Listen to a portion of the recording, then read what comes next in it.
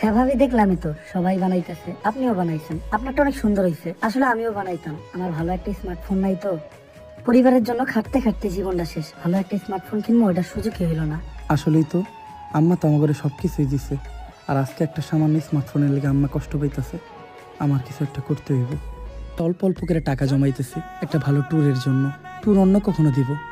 আম্মুর ফোনটা প্রয়োজন, আম্মুর এই টাকা দিয়ে একটা ফোন নিয়ে দিই। মা, এই যে তোমার স্মার্টফোন। বাইচা থাক বাবা। কিন্তু আম্মা মোবাইলটা দিয়ে করবোটা কি?